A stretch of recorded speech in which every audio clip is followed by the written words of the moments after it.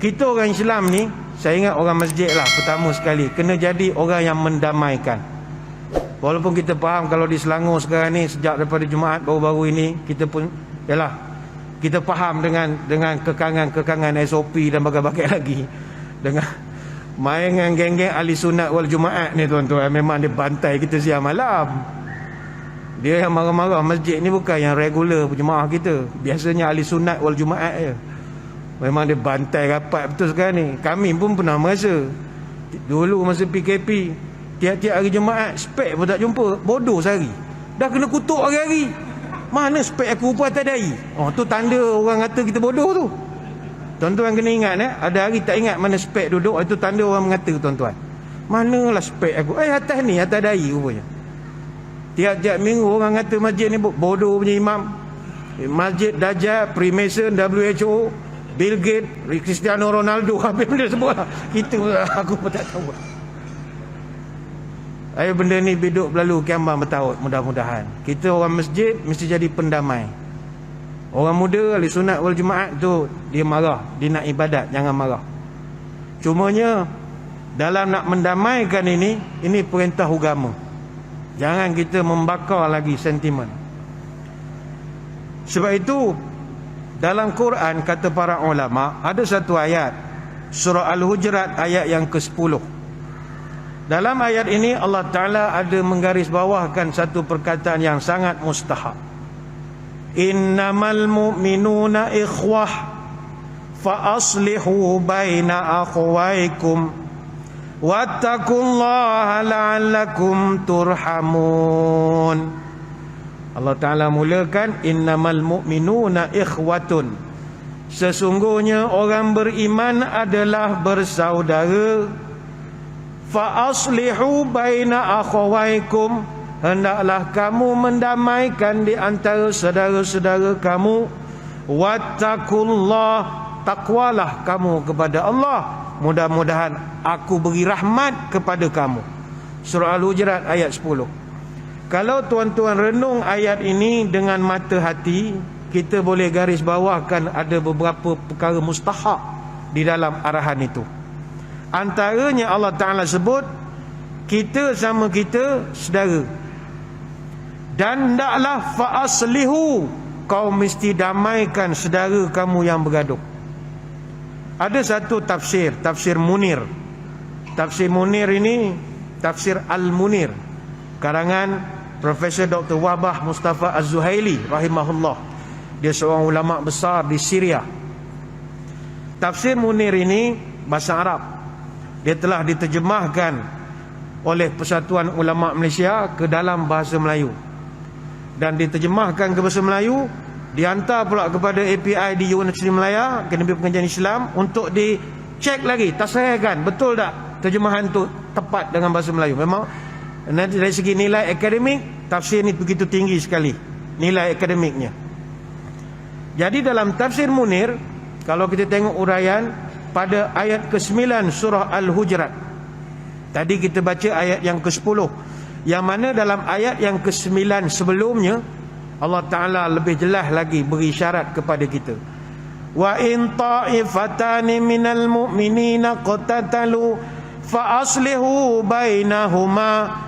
Sekiranya ada dua kumpulan di kalangan orang-orang Islam bergaduh, fa aslihu bainahuma, maka engkau kena damaikan dua kumpulan ini. Ulama bahas ayat ni turun apa sebab? Dia setiap ayat Quran ni tuan-tuan, dia ada dia punya sebab nuzul dia. Dia ada punca penurunan ayat. Apakah sebab kepada penurunan ayat yang ke-9 surah Al-Hujurat? Yang ni saya ingat kita ulaskan selepas ini, kerana kita beri laluan dulu kepada azan isyak. Jadi tuan-tuan semua jangan ke mana-mana, kita akan kembali selepas ini.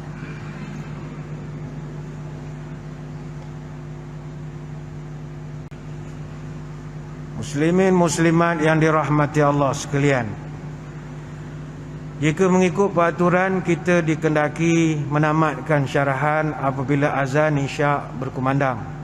Namun diberikan pengecualian sekiranya para jemaah bersetuju menganjakkan sedikit pelaksanaan solat isyak bagi memberikan laluan kepada penjelasan sedikit lagi tentang syarahan, maka bolehlah dianjakkan solat isyak tersebut.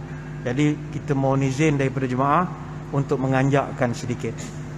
Muslimin muslimat sekalian, balik kepada salah satu perbahasan penting para ulama tentang persoalan perpaduan orang Islam di rapat kuat diganding muafakat. Dalam surah Al-Hujurat ayat yang ke-9, Allah Ta'ala menyebutkan kalau ada dua kumpulan orang Islam bergaduh, fa aslihu bainahuma, mu kena damaikan dua kumpulan ini. Apa sebab ayat ini turun? Baik, kata ulama tafsir, ayat ini turun ketika satu hari Nabi SAW nak pergi berjumpa dengan Abdullah bin Ubay. Abdullah bin Ubay ni tuan-tuan, presiden munafik Madinah. Dalam Quran ada 17 ayat cerita kejahatan dia. Ada surah khusus cerita pasal dia daripada ayat 1 sampai ayat 8, surah Munafikun. Ni memang jahat betul. Nabi nak pergi jumpa dia sebab orang munafik walaupun dia musuh kepada Islam, tapi dari segi zahir dia tetap Muslim. Jadi Nabi nak pergi jumpa dia, Nabi bawa rombongan, Nabi naik keldai. Sampai di pekarangan rumah Abdullah bin Ubay, Nabi pun parking keldai dia. Tiba-tiba keldai Nabi yang parking di halaman rumah dia itu, rumah Abdullah bin Ubay, keldai Nabi kencing. Ini bahasa kasarnya, buang air kecil, bahasa halusnya. Shishi, yang pun tak faham. Dia shishi. Takut kasar sangat percakapan. Dia buang air di halaman rumah Abdullah bin Ubay. Abdullah bin Ubay marah. Yalah, kalau kita pun tetamu datang, parking dekat pos parking depan rumah kita, kereta pula kereta tahun 90, penuh minyak hitam bila dia reverse, bocor sana bocor sini, habis kotor. Jadi ni keldai buang air kecil. Dia marah pada keldai Nabi. Dia maki hamun lah. Sampai di hujung dia cakap, tanaha anni, keluarkan keldai ni daripada pekarangan rumah aku. Dia marah kepada rombongan Nabi. Sahabat Nabi yang ikut marahlah. Abdullah, kau ingat ni siapa? Ni Nabi yo. Ni bukan guru takmir. Kau nak marah-marah depan orang. Kau hajar punya orang. Orang datang nak jumpa. Dia panas. Rombongan Nabi jadi panas. Nabi diam ya. Abdullah bin Ubay, bila pengikut-pengikut Nabi masa itu marah pada dia, Abdullah bin Ubay pun ada juak-juak dia juga. Ada dia punya penyokong-penyokong dia. Masing seng-seng lengan. Habis kau orang apa sibuk? Bergaduh. Dia berlawan mulut. Sehingga kan ada sahabat yang ikut Nabi mengatakan, Abdullah, la khimar Rasulullah atiba minka. Engkau tahu tak, keldai Nabi lebih mulia pada engkau. Keldai Nabi lagi mulia pada engkau. Kalau macam ini perangai kau menyambut tetamu. Pengikut Abdullah bin Ubay marahlah. Nyamakan bos aku pula dengan keldai pula. Jadi masih nak bergaduh. Dalam panas suasana itulah turun ayat, wa in ta'ifatani minal mu'minina qatatalu fa aslihu bainahuma. Sekiranya dua kumpulan orang Islam bergaduh, maka engkau damaikanlah antara mereka. Maka ayat ni turun untuk mendamaikan antara orang Islam dengan orang munafik. Orang munafik ni bukan mendamaikan antara Aus dengan Khazraj, mendamaikan dengan orang munafik. Sebab itu kita orang masjid, kita kena ambil peranan ini. Orang bergaduh di luar sana, kumpulan A dengan kumpulan B, kita jadi pendamai. Jangan kita menambah masalah. Sekarang ni tak ada dah orang nak cari perpaduan di mana sekarang. Masjid je tinggal, tak ada dah. Benteng terakhir perpaduan dalam masjid. Tuan-tuan yang duduk dalam masjid ni semua pemikiran lain-lain. Ni parti ni parti ni, mazhab ni, macam-macam. Tapi kita masuk sini kita semua okey. Ni benteng terakhir perpaduan. Maka kita kena damaikan yang di luar, yang bercempera bergaduh siang malam itu. Sebab itu ulama mengatakan dibenarkan berbohong untuk mendamaikan orang bergaduh. Sampai begitu dia punya ganjaran. Sepatutnya bohong ni berdosa. Bohong dosa. Kulul kadzib yaktub ala bani Adam. Setiap pembohongan dicatatkan dosa kepada anak Adam. Kecuali Orang berbohong dalam beberapa keadaan. Pertama, rajulun yakzibu fi harbi fa inna harba khuda'ah. Pertama, bohong dalam suasana perang dibenarkan. Sebab perang adalah khuda'ah, tipu daya, muslihat, strategi. Katalah macam sekarang Rusia dengan Ukraine, dia bergaduh. Orang Ukraine kena tahan jadi prisoner of war. Dia boleh je menipu. Mana Rusia tangkap, kau askar? Tak, saya wartawan sinar harian. Dia boleh mengaku. Dia tak dikira berbohong. Tak dikira berbohong. Tak masuk neraka lah. Sebab kalau diterangkan dia siapa, mesti dia kena torture berapa senjata, kereta kebang kau ada berapa maklumat intelijen orang akan korek. Jadi dibenarkan bohong dalam suasana perang. Yang kedua, ini orang puan marah, minta maaf lah ya. Dibenarkan bohong, yakzibul lil ma'ati fayurdiha. Seorang suami bohong pada isteri, dibenarkan. Dengan niat nak jaga hati, dibenarkan. Ni bukan bohong macam Pak Maun, pakai baju kot pergi masjid, rupa joget. Itu menipu namanya. Itu menipu. Ini bohong ni macam mengambil hati, fayurdiha. Contoh, tuan-tuan puan-puan balik sekali ni sekarang, dia kata tak payah singgah mana-mana lah minum, kita makan di rumah, saya ada masak ni. Kita pun bila dia serve tu, kita makan je lah. Lalu dia tanya, okey tak bubur ni saya buat? Walaupun manis ke apa, tuan-tuan cakap sedap je lah, selesai masalah. Mana bohong kan je. Jangan nak jadi macam chef selebriti. Sepatutnya you kena buat macam ni. Tak payah, tuan-tuan makan je lah. Halal berhalal je lah. Ataupun isteri pakai baju ke apa, bang, saya pakai baju ni nampak kurus ke nampak gemuk? Pandai-pandai lah tuan-tuan nak hidup.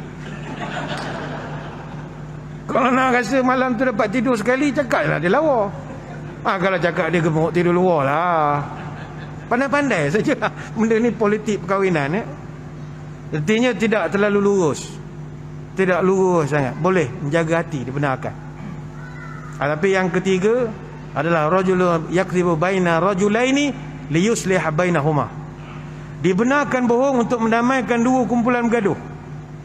Contoh di perumahan kita, di kampung kita, ada dua kumpulan. Tak kira politik dengan politik ke, vaksin dengan pro-choice ke, orang ada apa saja. Kita mesti jadi orang tengah, mendamaikan. Pergi dekat A, kau bergaduh dengan B. B beruk. Dia kutuknya B beruk. Sabar kau ni mulut tak apa-apalah. B tak pernah kutuk kau tahu tak? Aku jumpa dia tak pernah sebut pasal kau. Jadi A ni tadi daripada marah jadi sejuk. Padahal B hari-hari kutuk. Kita malah cerita je. Sebab kalau kita cerita dia jadi panas. Kita pergi dekat B, kau bergaduh dengan A. A monyet. Dia kutuk pula A monyet. Sabar B, kau ni mulut apalah. A tak pernah cakap apa pasal kau. Oh ya ke? Iya, aku tahulah, aku kerja dengan dia.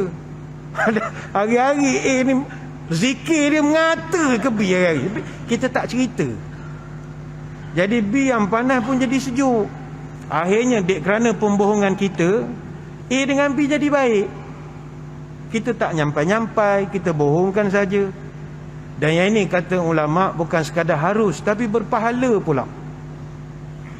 Yang Piramli kata bohong sunat tu tak betul. Bohong sunat untuk isteri tu tak betul. Bohong berpahala ada untuk mendamaikan orang bergaduh. Tapi sekarang watak pendamai macam ni mana ada dah. Yang ada dalam masyarakat sekarang kaki bakar ramai. A dengan B bergaduh. Kau bergaduh dengan B? B beruk. Bukan beruk mak ye. Kalau aku jadi kau, aku terajang lama dah. Kau hajar mulut tu. A tadi marah sikit jadi marah banyak. Ini yang ada dalam masyarakat kita. Sebab itu ayolah muslimin muslimat, mari kita jaga ukhuwah. Inilah modal kita nak jawab dalam kubur esok. Dirapat kuat, diganding muafakat. Tapi kalau bergaduh sama kita hanya isu-isu yang tak membawa ke mana pun isu itu, tak memberi semangat pun kepada impak yang besar kepada pembangunan, tetapi bergaduh sampai tak berbaloi. Jagalah ukhuwah.